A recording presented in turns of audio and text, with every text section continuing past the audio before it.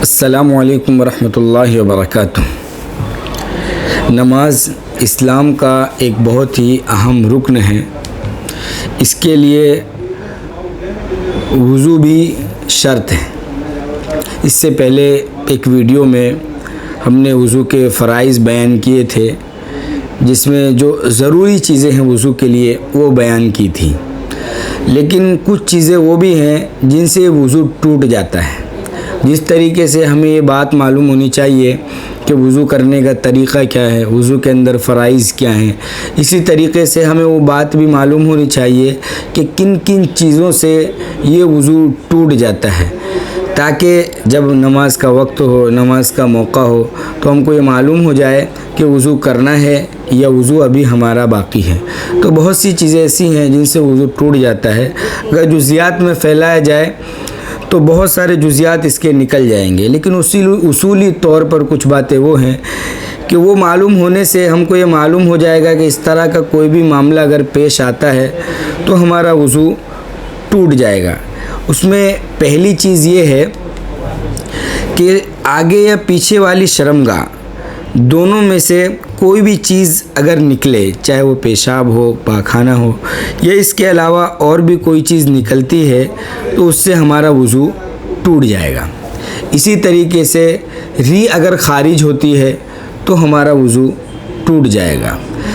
اسی طریقے سے بدن کے کسی بھی حصے سے اگر کوئی ناپاک چیز نکلتی ہے تو وضو ٹوٹ جاتا ہے۔ مثال کے طور پر بدن کے کسی حصے پر کوئی پھوڑا یا کوئی پھنسی ہو جاتی ہے، یا بدن کے کسی حصے سے خون نکلنے لگتا ہے، یا بدن کے کسی حصے سے پیپ نکل جاتا ہے، اور یہ اتنی مقدار میں کہ بہہ جائے تو اس سے وضو ٹوٹ جاتا ہے۔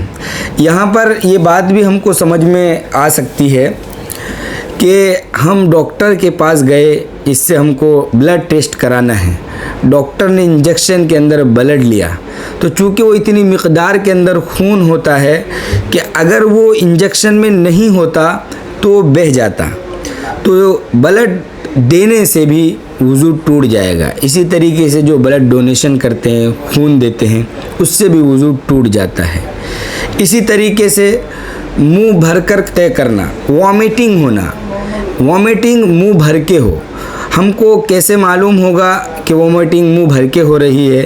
کہ جب آدمی کو وامٹنگ ہو رہی ہے اور منہ میں اتنی زیادہ مقدار میں ہو کہ اگر وہ اس کو کنٹرول کرنا چاہے تو کنٹرول نہ کر سکے، تو اس سے معلوم ہوتا ہے کہ وامٹنگ منہ بھر کے ہے۔ منہ بھر کے قے ہوگی تو اس سے بھی وضو ٹوٹ جائے گا۔ اسی طریقے سے لیٹ کر یا ٹیک لگا کر سونا، لیٹ کر یا ٹیک لگا کر سونے سے بھی وضو ٹوٹ جاتا ہے۔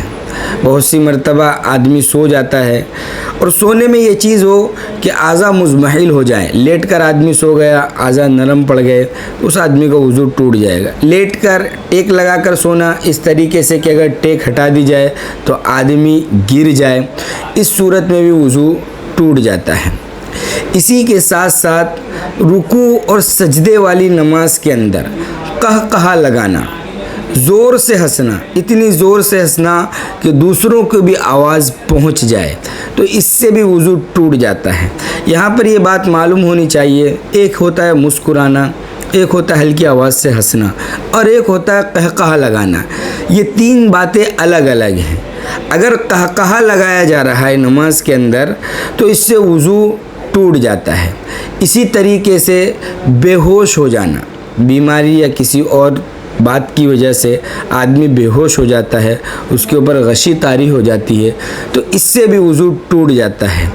پاگل یا مجنون ہو جانا، آدمی پاگل ہو جاتا ہے یا مجنون ہو جاتا ہے، اس سے بھی وضو ٹوٹ جاتا ہے۔ تو یہ کچھ اصولی باتیں ہیں جن سے ہم کو یہ معلوم ہوتا ہے کہ وضو ٹوٹ جاتا ہے۔ بہت ساری باتیں وہ ہیں جو عوام کے اندر یہ مشہور ہیں کہ ان سے بھی وضو ٹوٹ جاتا ہے۔ مثال کے طور پر کسی آدمی کا صرف سطر کھل جاتا ہے، تو صرف سطر کھلنے سے وضو نہیں ٹوٹتا۔ اگر کوئی آدمی کسی دوسرے کے سطر کو دیکھ لیتا ہے، حالانکہ دیکھنا نہیں چاہیے، منع ہے، اگر دیکھ لیتا ہے تو اس سے بھی وضو نہیں ٹوٹتا ہے۔ عوام کے اندر یہ مشہور ہے کہ وضو کرنے کے بعد اگر کوئی شخص آئینہ دیکھ لے تو اس سے بھی وضو ٹوٹ جاتا ہے، حالانکہ ان چیزوں سے وضو نہیں ٹوٹتا۔ اسی طریقے سے ایک سوال ہمارے پاس آیا اور ایک صاحب نے ہم سے یہ پوچھا کہ اگر انسان کو مچھر کاٹ لے تو چونکہ مچھر انسان کے خون کو چوستا ہے تو کیا اس سے بھی وضو ٹوٹ جائے گا؟ جب ہم نے کتابوں میں اس کو تلاش کیا اور اس کے بارے میں دیکھا تو یہ معلوم ہوا کہ مچھر جتنی چاہے مقدار کے اندر آدمی کے خون کو چوس لے تب بھی وضو نہیں ٹوٹتا ہے۔ یہ بہت ساری باتیں ہیں کہ جن سے وضو ٹوٹ بھی جاتا ہے، اور کچھ باتیں ہم نے وہ بتائیں جو عوام کے اندر مشہور ہے لیکن ان سے وضو نہیں ٹوٹتا ہے۔ اس طرح کی اگر کوئی بات آپ پوچھنا چاہتے ہیں تو آپ کمنٹ میں لکھ سکتے ہیں۔